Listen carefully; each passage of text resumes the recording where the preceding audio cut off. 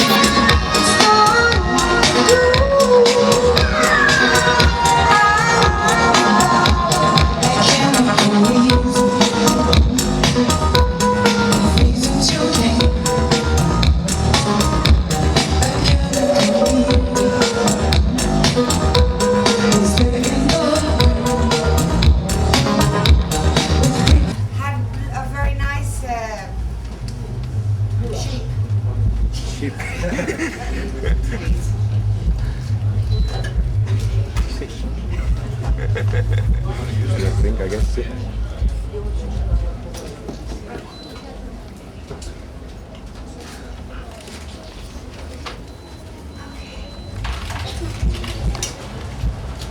Say something first. Hello, can everybody hear me?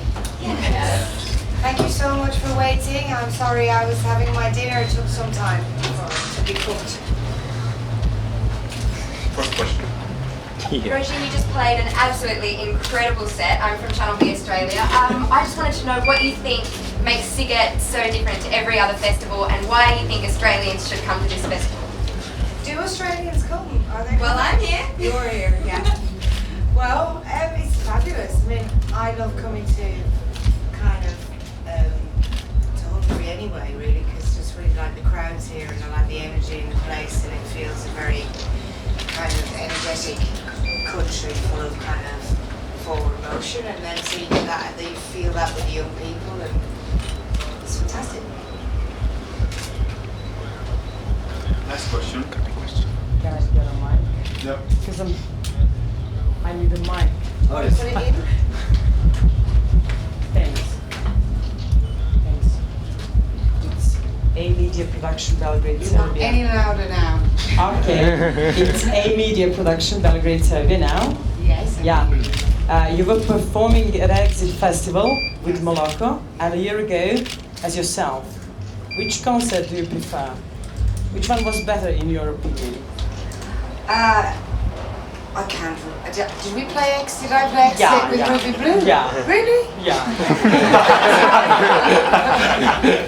I can only remember the Morocco one for some reason. Yeah, that's Moloko. It was And very a year ago, special yeah. going there for the first time. It's such an incredible venue to play music in, and also with this festival too, you hear kinds of music from different regions and that you don't hear in England or in Australia, and it mixes so well as well, you know, to be able to go to different stages, different kinds of music from around the world. Isn't it, you know, I hate to be generalising, but to come to any of these kind of more younger sort of regions, or you know, more sort of younger countries, that they're starting out more fresh, more political kind of energy in the air, usually is a much more kind of exciting place to play, you know, because young people are more kind of aware and more politicised. In the UK, people are, but lots of people aren't. Lots of people are very kind of like laissez-faire about life and expect everything to be very easy. I think coming here and the Exit Festival is a real joy in the air. Hello, Hello. my name is Steve. I work for the Sziget website. Okay. I read an interview with you where you said that you're going to take a totally new approach, a totally different approach in your next album. Did you? Yeah. I don't know. I mean, I doubt I will. I think somewhere along the way I've talked about maybe one day doing Irish folk music because I'm Irish, and doing it really hard and rough and up, you know, and like how I need to have a drink. But So it was just a joke. but no, it's not a joke. But it's not the next record. Anyone? Here. Okay. Thanks. Hi. Oh, hello? Oh, yeah. Judith Griffioen from Amsterdam for Psychomania.com. I was wondering if you wouldn't have met Mark Dryden and you wouldn't have asked him about your sweater and wouldn't have started Moloko and you would have gone to art school as you were planning. Yeah. What direction would you have gone to? Would you have still ended up in music or would you have I done... might have done. I might have done, truthfully. Yeah. But it wasn't, I didn't decide to be a muso.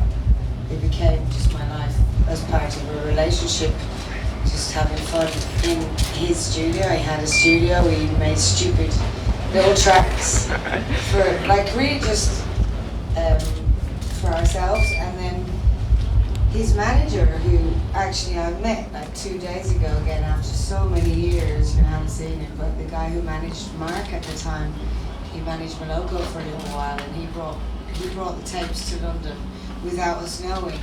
And then we got a record deal, and it was like, I had to learn to sing, I had to learn to make live shows, and I had to sort of make videos, and well, you know, not that I had to. I got to do all these things, lots of visual things as well. So it kind of, I didn't really need to go to art college because suddenly I was making pictures and videos and Art in a different form. sleeves for records and conceptualizing things like that. So, which I really enjoy that part of it too. I really embrace it. Great, thank you. I don't know what I would do. Maybe something visual if I had found my voice. Probably be film or photography or something. In that direction. Great, thank you. Next, here. Hello, this is Pierre from Festival Info in Netherlands too. My question is, You're from everywhere. Everybody's from everywhere. It's Yeah. really great, isn't it? it was a long trip. Didn't realise that there's so many people. A lot of people, when they describe the sound of power, they refer to Moloko specifically. Yes. With Ruby Blue, they thought you were moving away from that sound. Was that intentionally? Was that a natural thing? Intentionally, yeah. Intentionally. Yeah. It was just, you know, I made a record with Matthew Herbert, so if you know anything about him, he definitely makes music in a very unique way. And in fact, he has a dogma, you know, about the way that he makes music, so you have to go with that. I mean, Ruby Blue was more like Moloko in how I felt making it, because I was only working with one other person. And in that sense, it's a very experimental thing to do. You just go into a studio and you play and see what happens, and what happens when you put these two people together. So Overpowered is like more different to any other record I've ever made in the process that I've made it. Well, I mean, they're all different, but the process of making this was lots of different producers, lots of different writers, lots of different processes, stages for every song. How did that work for you? Because And lots of songs, you know, Yeah. too many songs. You write too many songs when you do it like that, and then you choose the best ones. And- Whereas usually I like write 17 songs and put them all on the bloody record. Well, did you like working with these different persons? Because it's something new for you, obviously. That was the thing, you know, that was the challenge, that was what I wanted to do, that was what I went to a big record company and said I was ready to do, and it was great fun. Yeah, because the amazing thing is, songs are all different, but they fit together as a whole as well. Well, I was there at every stage. These are Richie Murphy records. Yeah, okay. Okay, thank you.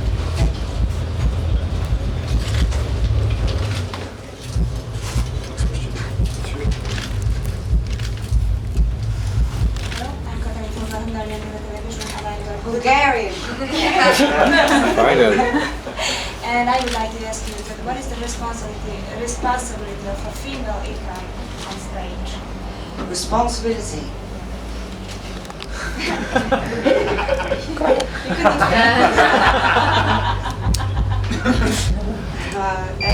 No responsibility whatsoever.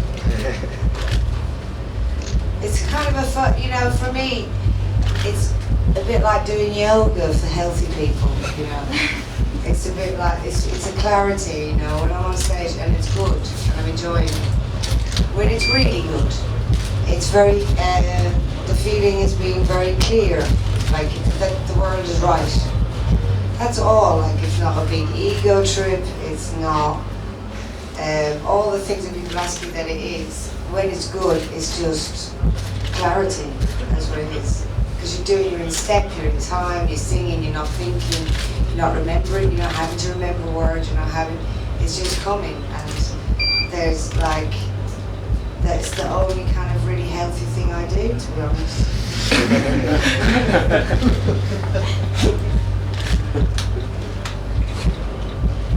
Róisín, you're usually in and out of these festivals very quickly. Have you had a chance to look around the Sziget Festival? No, Not yet. no. Backstage is so comfortable. What's different about the backstage area? Well, if you've got silver service, which you don't always get, beautiful tables, lovely food, which is why I'm late, because I was eating the food, and kind of sort of, you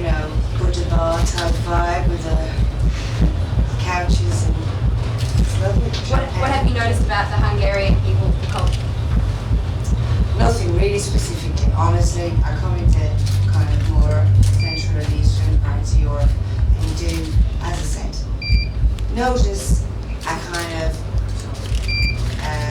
heightened awareness in people.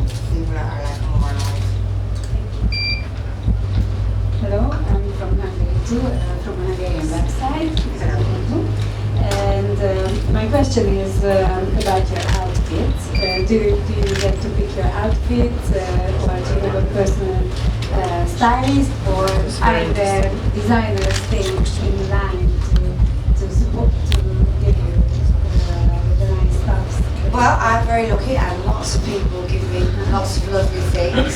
Do you have a favorite? And I borrow lots of things as well, and send them back.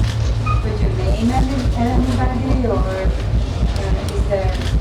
I wear lots of Belgian designers. I wear like Martin Margiela, and the hats I wear are mostly Belgian hats, like I go Christopher Coplin. On stage, this is, yeah. Yes. No, I usually style myself, honestly. And is there a huge difference in your outfits on stage and in your real life? A little bit. This is more like real life. So, yeah.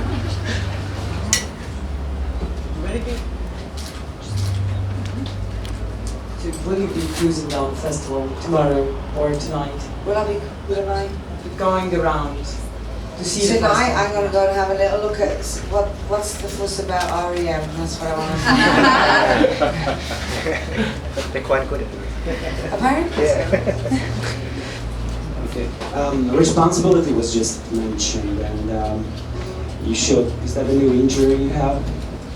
Yeah, I have an injury. We have this fight at the end of the show, and there's one singer who's getting closer and closer to really hurting me every night. And what happened to you in Russia, actually? Because I heard you had an accident there. Yeah, I was on a very small stage. I mean, if you saw the performance, I use a lot of space in performing. I was on a very small stage in Moscow, and I just was headbanging, and I headbanged into a chair. And then I cut my eye, and I had to go to 2 hospitals in the middle of the night in Moscow. And one hospital said I needed to have it done within 4 hours in the hospital in Moscow. And the other hospital said no, I could go home and have it done within 24 hours. So I decided to go home. And I saw a plastic surgeon for the first time. But the doctor in Moscow said to me, no, I think you should go home and see your plastic surgeon.